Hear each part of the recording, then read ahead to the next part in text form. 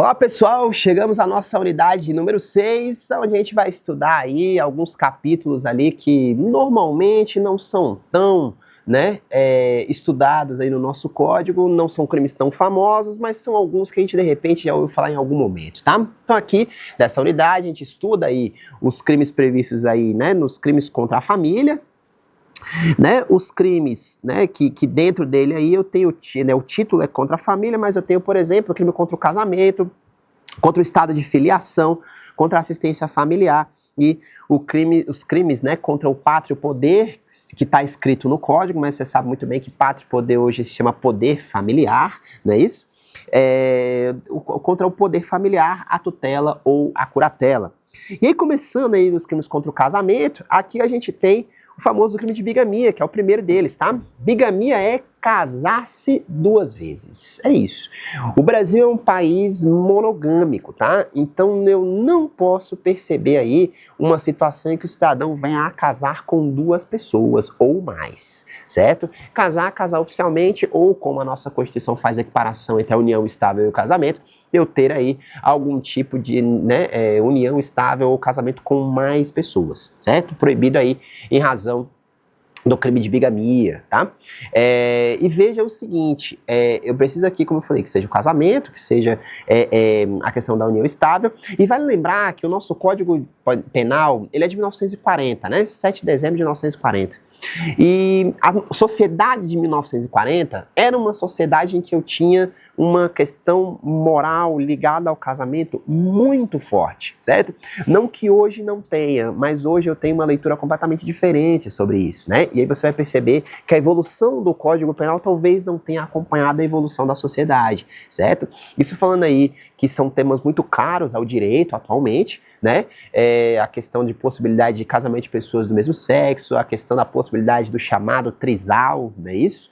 Em que já está aí ocorrendo aí a formalização judicial até mesmo disso, certo? Então só para você perceber que o código talvez não tenha evoluído, mas você precisa saber da existência do crime de bigamia, tá?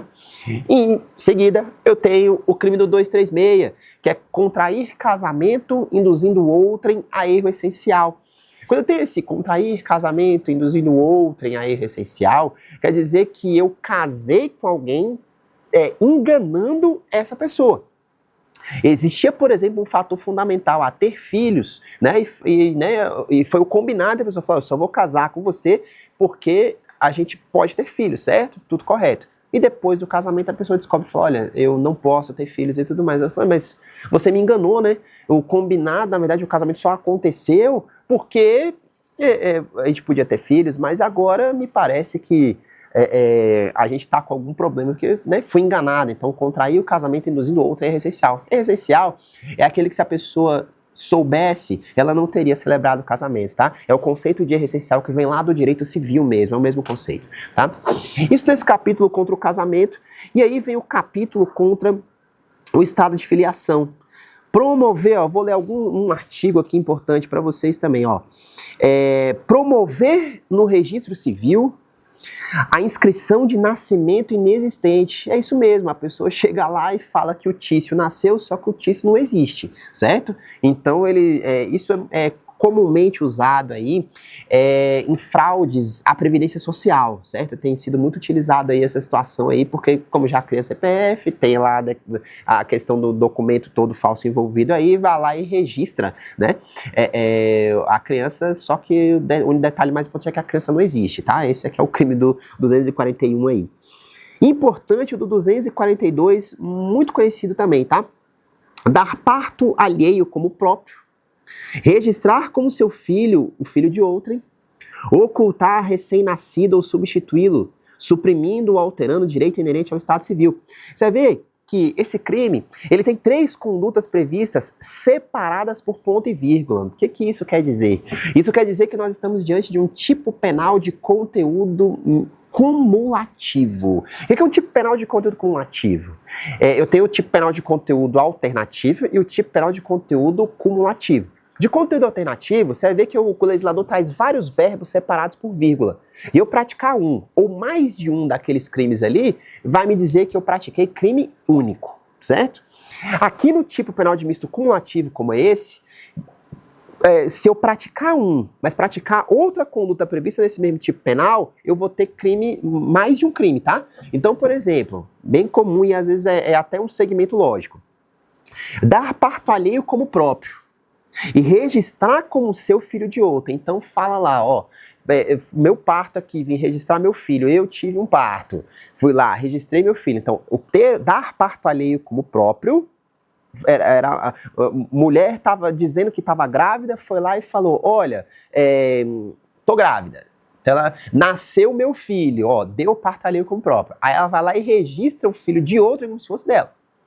São 2 crimes, certo? Porque são 2 coisas, dar parto alheio como próprio e registrar como seu filho de outrem. São 2 condutas, certo? Então eu pratico aí, não crime único, mas agora 2 crimes nesse caso, nesse exemplo que eu dei aqui, tá? Isso aqui é muito comum, fazendo um paralelo com o direito civil aí, principalmente o direito de família, em relação à situação da adoção, né? Que o pessoal chama aí de adoção à brasileira, né? A adoção aí em que se dá um jeitinho nessa situação, em que eu tenho situações aí em que são adoções ilegais, certo? Ela também pode resultar numa infração penal que eu tenho aqui, tá certo? Que foi a que eu acabei de conversar com vocês.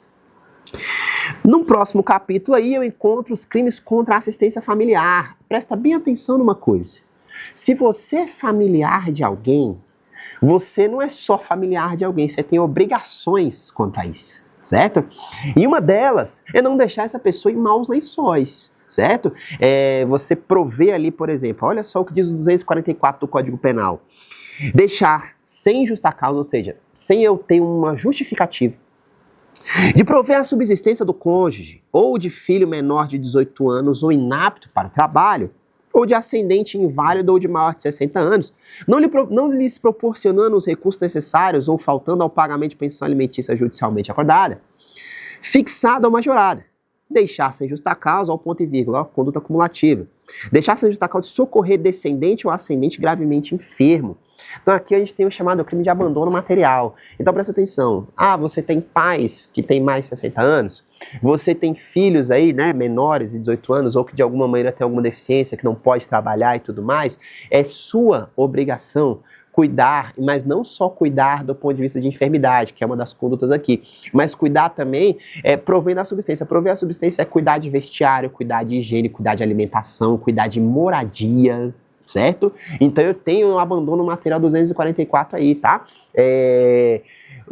Notícia recorrente essa, tá? De você ver aí filhos que, por exemplo, abandonam a mãe ou abandonam o pai aí numa situação em que, né, a pessoa fica às vezes ali num estado deplorável, num estado de desnutrição, num local altamente antigênico, certo? Local aí inóspito, e aí isso tudo caracteriza o crime do 244, tá certo? Que é o abandono material aí. O que mais? Abandono intelectual. Olha só, deixar sem justa causa de prover a instrução primária de filho em idade escolar. Presta bem atenção. Você tem filho em idade escolar? Se você tem filho em idade escolar, não pode deixar ele fora da escola, tá certo? Caracteriza o crime de abandono intelectual aí. Tem que ir para a escola, certo? Ir para a escola é obrigação. E se ele não quiser ir, é obrigação sua levar de qualquer jeito, certo? E eu não tô falando aqui de não ter aproveitamento, certo? Eu tô falando aqui de que estar matriculado numa escola e frequentar a escola são situações que são obrigação dos pais ou dos responsáveis, certo? É necessário, é obrigatório que estejam aí presentes, né, na escola, principalmente relacionada à questão da instrução primária. A instrução primária seria ali aquela parte do chamado ensino fundamental, primeira e segunda parte, tá? Essa é a ideia aí, tá certo? O que mais eu tenho aqui para te falar? Partindo aí para a última etapa, aí a gente tem dos crimes contra o pátrio poder, que hoje a gente conhece como poder familiar, né, a forma correta, tutela ou curatela. E aí ele fala lá, ó, induzimento à fuga, entrega arbitrária ou sonegação de incapazes, induzir menor de 18 anos ou interdito a fugir do lugar em que se acha por determinação de quem sobre ele exerce autoridade, ou em virtude de lei ou de ordem judicial, ponto e vírgula, ó, conduta cumulativa. Confiar a outra e sem ordem do pai, do tutor, do curador, algum menor de 18 anos ou interdito, ou deixar sem justa causa de entregá-lo a quem legitimamente o reclame. Aqui a gente está falando de, ou eu estou promovendo a fuga, né, do agente do menor de 18 anos, ou menor de 18 anos é bem comum de acontecer isso, né? Fala, vou fugir de casa, né, com a minha roupa do corpo e meus R$2. E aí você vai ver o seguinte, bom, aí fica o cidadão ali xingando, falando, não, vai mesmo, promovendo, ajudando, induzindo, né? O induzir que ele fala aqui é plantar na cabeça da pessoa, né, do menor de 18 anos a ideia, certo? Dele fugir. Ou não entregar, né? A pessoa fala, cadê meu filho? A pessoa não entrega essa criança aí, né? Então eu tenho aí o crime do 248. Por último, o 249, que é a subtração de incapazes. Subtrair menor de 18 anos ou interdito ao poder de quem o tem sob sua guarda em virtude de lei ou de ordem judicial.